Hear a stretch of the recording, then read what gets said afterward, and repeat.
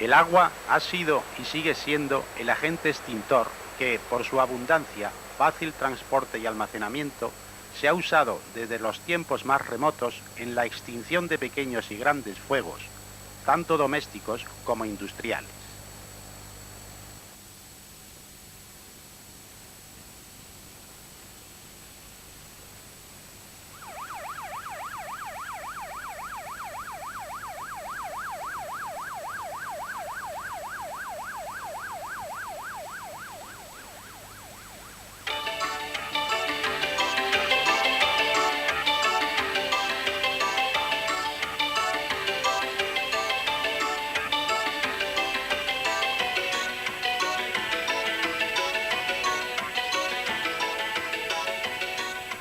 Esta capacidad extintora del agua viene determinada por varios factores, como son el peso. A temperatura ordinaria, el agua es un líquido pesado y relativamente estable. A 4 grados centígrados, un litro de agua pesa 1 kilo. Absorción de calor. La conversión en agua de 1 gramo de hielo a 0 grados centígrados absorbe 80 calorías, que es el calor de fusión del hielo. Calor específico.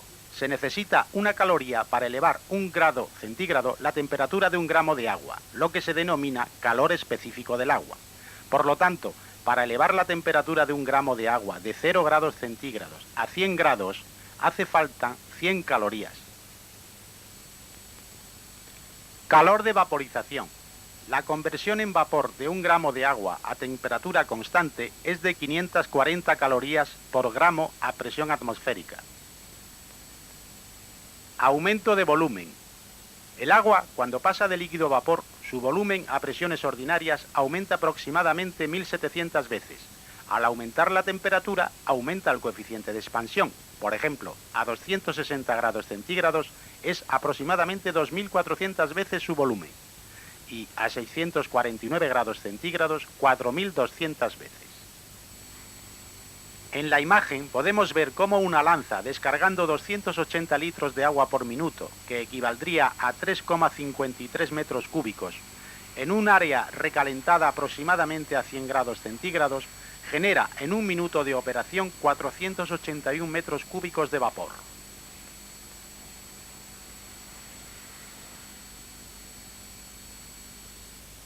Si las dimensiones son de 7,5 metros por 20 metros por 3 metros, nos dará un volumen de área recalentada de 450 metros cúbicos, lo que equivaldría aproximadamente a 1,6 litros de agua por minuto por metro cúbico del habitáculo. Este gran volumen de vapor de agua desplaza un volumen igual de aire que rodea el fuego, reduciendo de esta forma el volumen de oxígeno disponible para mantener la combustión en la zona incendiada, ayudándonos además a desplazar el humo y los gases generados por el fuego.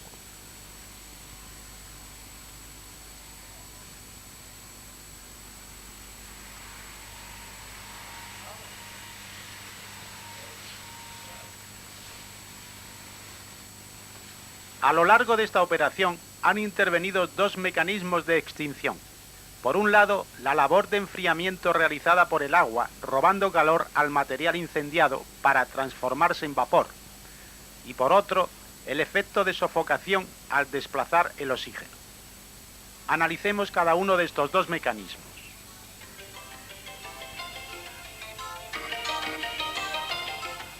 En la mayor parte de los casos, si la superficie del material en combustión se enfría por debajo de la temperatura necesaria para que emita suficientes vapores, el fuego se extinguirá.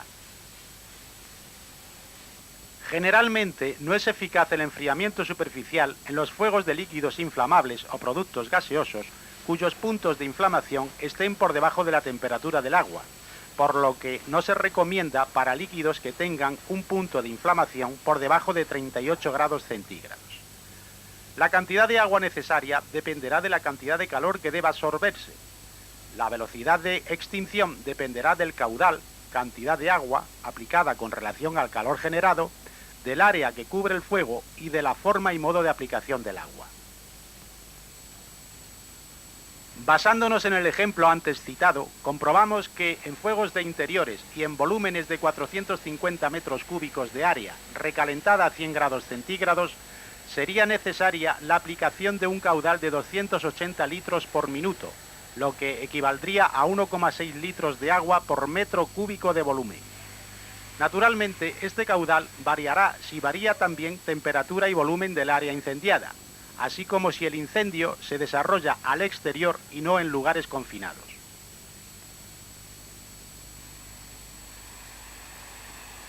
El proceso de enfriamiento se logra con mayor facilidad cuando el agua es aplicada en forma de pequeñas gotas, pulverizada, en lugar de chorro sólido o compacto, pudiendo citar que el diámetro óptimo de la gota de agua para extinción está entre 0,3 y 1 milímetro, lográndose mejores efectos cuando éstas son uniformes. Su tamaño debe ser lo suficientemente grande para llegar con bastante energía al punto de combustión, venciendo la resistencia del aire, la fuerza de la gravedad, la corriente térmica ascendente del aire y otras posibles corrientes.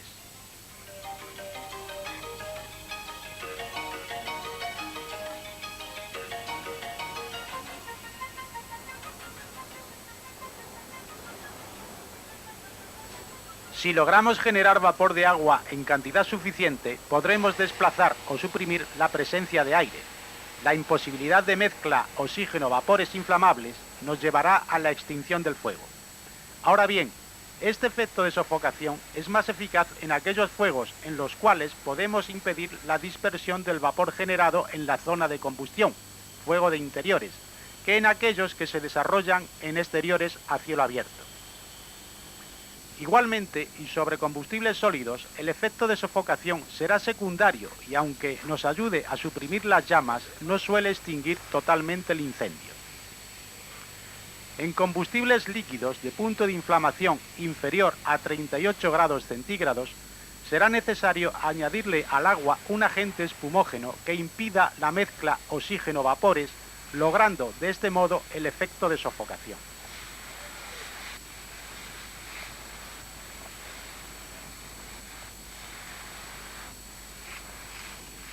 Otros dos mecanismos de extinción pueden ser logrados mediante el empleo del agua.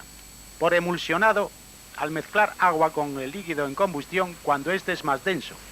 En líquidos viscosos como el fuel oil, la emulsión aparece en forma de espuma espesa que retrasa la emisión de vapores inflamables, pero debe tenerse cuidado cuando se aplique este proceso a líquidos de cierta profundidad porque la espumación puede producirse de forma violenta lanzando líquido hirviendo fuera del recipiente. Por último, podemos lograr la extinción de materiales inflamables hidrosolubles por dilución de los mismos en el agua. Ejemplo, alcohol metílico o etílico, porque es posible lograr una buena mezcla alcohol y agua. Vistas las propiedades del agua y sus posibilidades en el combate de incendios, estudiemos su utilización práctica partiendo de los diferentes tipos de chorro que podemos obtener de una lanza convencional y su aplicación. Chorro sólido. Nos permite lanzar el agua desde una mayor distancia de aplicación, aumentando por consiguiente la seguridad del usuario. Carece prácticamente de acción extintora y no debe ser utilizado directamente sobre incendios de combustibles líquidos, sino para refrigeración de estructuras en general.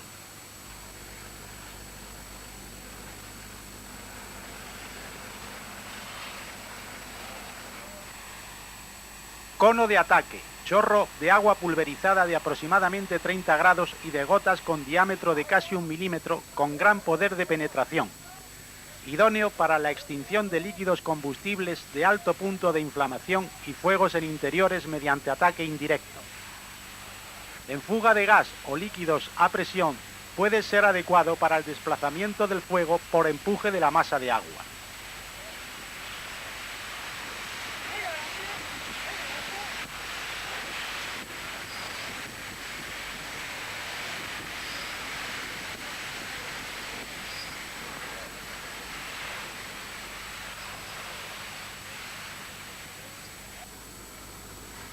Cono de niebla, chorro de agua pulverizada muy finamente dividida y por lo tanto con mayor poder de absorción de calor. óptimo para la extinción de fuegos en líquidos combustibles de bajo punto de inflamación.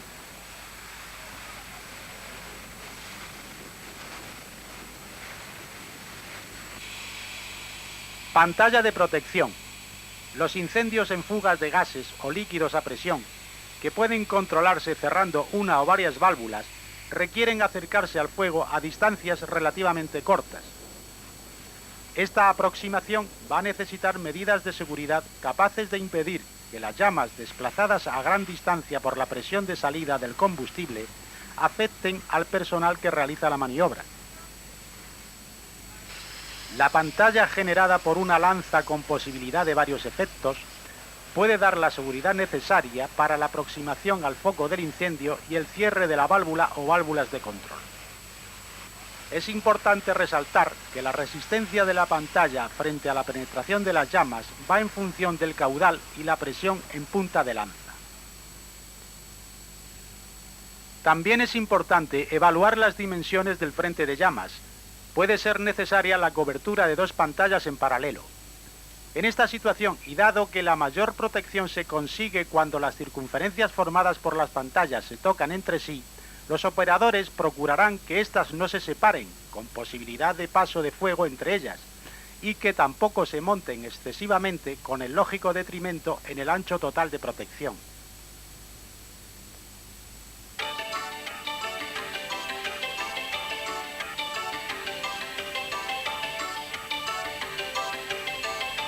Lo más importante para los operadores es conocer los factores de seguridad y las técnicas a la hora de utilizar lanzas de agua. La lanza debe ser periódicamente revisada para comprobar que las juntas mantienen la estanqueidad, las válvulas operan correctamente y que no existe obstrucción en la salida de la boquilla.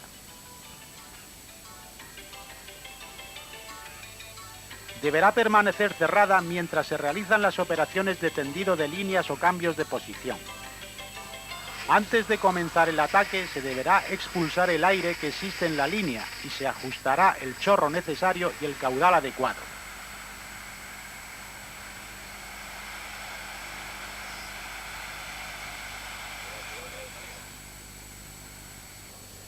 Las operaciones de cierre de lanza, bifurcaciones, válvulas, etc., se realizarán lentamente a fin de evitar golpes de ariete en la línea que podrían afectar a mangueras, líneas de agua contra incendios o grupos de bombeo.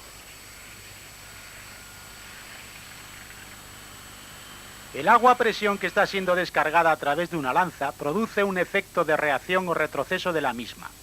Cuanto mayor es el volumen de agua, mayor es la reacción, y cuanto mayor es la presión en punta de lanza, mayor es también la reacción.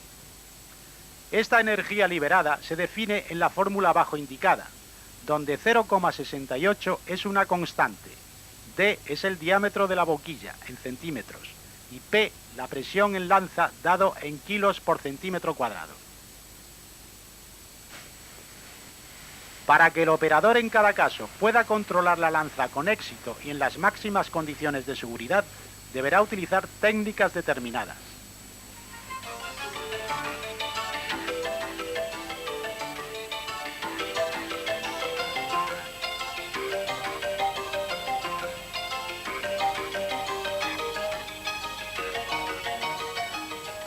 La lanza deberá asirse fuertemente con la mano que se vaya a utilizar, bien derecha o izquierda, y mantenerla a una distancia aproximada de 40 centímetros del cuerpo.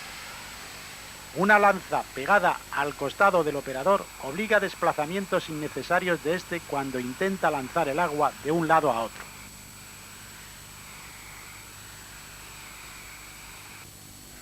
La otra mano libre deberá realizar los movimientos de apertura y cierre de válvula, selección de cono y de caudal.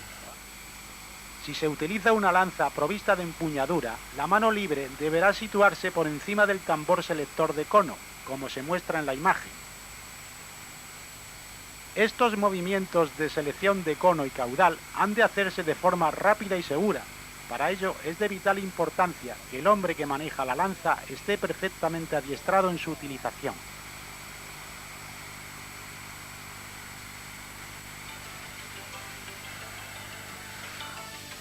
La posición del cuerpo del operador es importante también.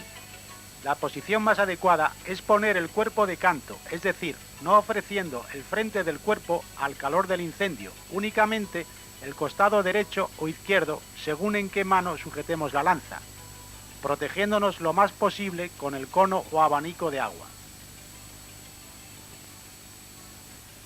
Si según la fórmula expuesta anteriormente una lanza de 45 milímetros con una abertura en boquilla de 19 milímetros en chorro sólido y a una presión de 8 kilos por centímetro cuadrado tiene una reacción de 19,6 kilos por centímetro cuadrado, llegamos a la conclusión de que el operador ha de estar convenientemente afianzado en tierra para no verse desplazado hacia atrás al abrir la lanza.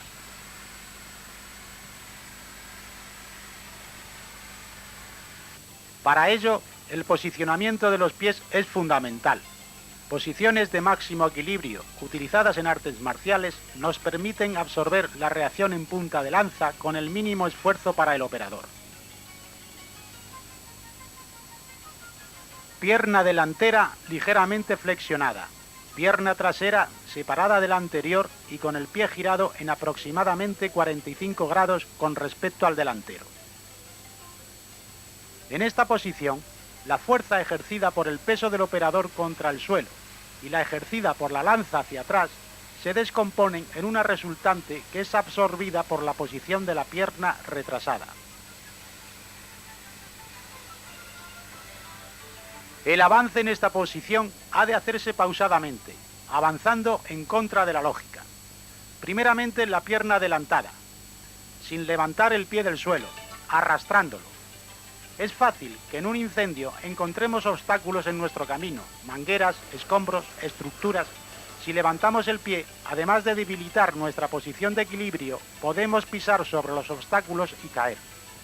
La pierna retrasada se avanzará a continuación sin llegar a juntarla con la otra, manteniendo una separación constante de al menos 40 centímetros, siendo el paso al avanzar rítmico y medido, para evitar movimientos verticales de la lanza y por consiguiente del chorro o cono de agua que estemos lanzando.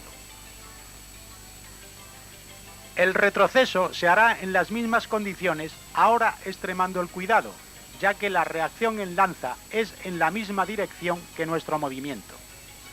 Cualquier obstáculo no advertido podría causar la pérdida de equilibrio.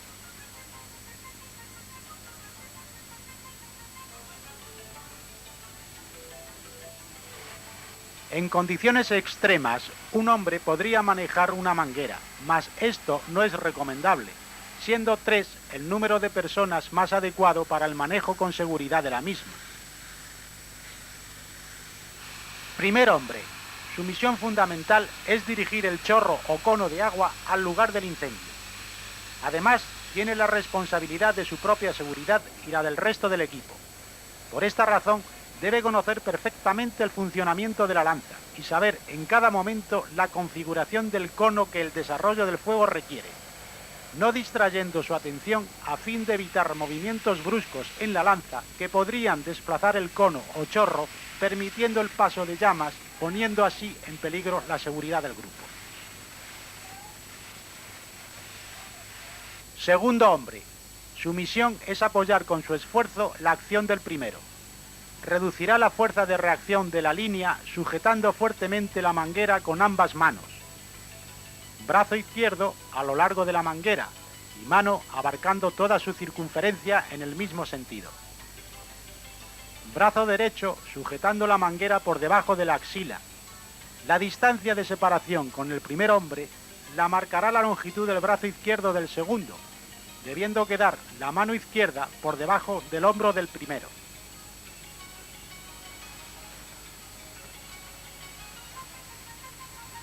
Tercer hombre, deberá situarse al menos a 5 metros de los hombres de punta y dejará que el seno de la manguera toque el suelo en ese espacio intermedio, a fin de reducir la reacción de la lanza. Al retroceder, cuidará que la manguera no forme cocas tras él o tras sus compañeros. Esto podría hacer que en algún momento la manguera se estrangulase impidiendo el suministro de agua.